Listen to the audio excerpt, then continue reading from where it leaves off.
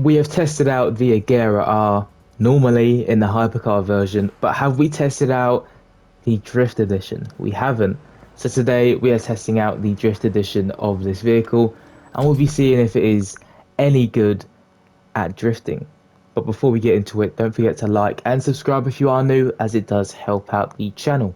But yes, let's get into it and let's see if this thing is any good. So the customization is pretty much the exact same as the hypercar. I'm not going to go through it, so if you do want to see the customization, I will leave a link to the hypercar video instead. We'll just go straight into the upgrades and put the upgrades on for this vehicle. Might need to take some off, which I will, so I'll be back in a second. Right, I don't have max 700 parts, but 674 is as high as we can go, so we'll take it. We'll stick with 674, and this thing already has a top speed of 273 miles per hour, 0 to 60 in 2.9 seconds, brake distance 60 to 0 is 21.3 yards, and it has 1,358 horsepower as well. Let's test out this vehicle. I'm not excited because it was awful in the Crew 2, so let's see if it is any better now. I'll see you at an event in a second.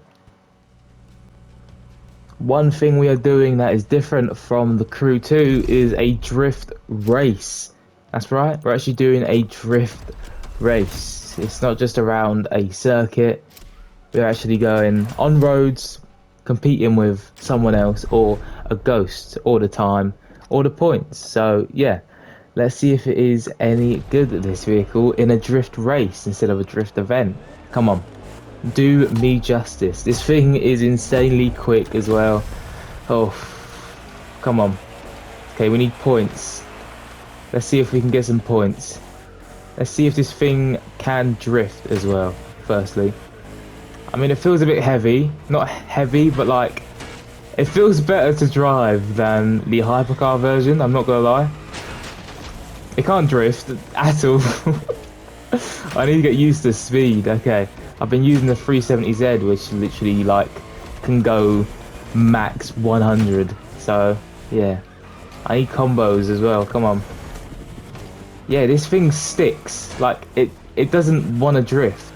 I might have to put some pro settings on this vehicle to, you know, properly get the gist of it. But it just doesn't want to move all that much. I do need to like properly swing my my left stick around, and it is just very, very quick. I'm smashing into everything, which isn't good. Look, we're just too quick. Yeah, okay, this isn't good. I will try it again with pro settings on, but I do need to maintain the speed a lot better as well. If I can maintain the speed, then this vehicle probably would be decent. But the speed is screwing me up. And why is the combo barely lasting? It's because we're not drifting enough, because we can't. Okay, we're almost at the finish line with literally just under 20,000 points, which is awful when we need 54,000. So I'll put some pro settings on this thing to see if it can actually drift. So I'll see you when the parts are on. Right, don't actually copy these because I have no idea really what I'm doing, but these are the pro settings I've put on. Minus 5% for the grip front, minus 10% for the grip rear, and then we have put brake balance on 55% just overall, and then we have also put on camber front 0.03 and then camber rear 0.07. See if that makes any difference to how this vehicle behaves, because it doesn't behave well. Last time I was testing it out, it was just not moving. Every time I was moving my left stick, it just wasn't actually moving or drifting. It was just stuck. It was like it just had the glue stuck to the bottom of it. So let's see if this thing with pro settings on is any better. Okay, so hopefully it drifts a little bit more. I just want it to slide. There we go, like that. Like slide from side to side. Because obviously when you're on a straight, you want to slide from side to side. You don't want to go on a straight line. And it seems to be doing that. Shame we couldn't keep that combo going. Feels a lot better already. Wow, okay. Feels a lot better. Wow. Don't know what it is. Pro settings actually make a difference with drift vehicles this year. and that's good to know because I pretty much use all of my drift vehicles in the Crew 2 base, never really changed them, so yeah.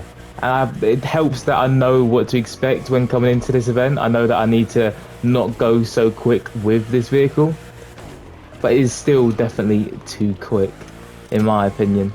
But we have got the points and it seems to be working, these pro settings, so maybe you can copy me if you want, but just don't blame me.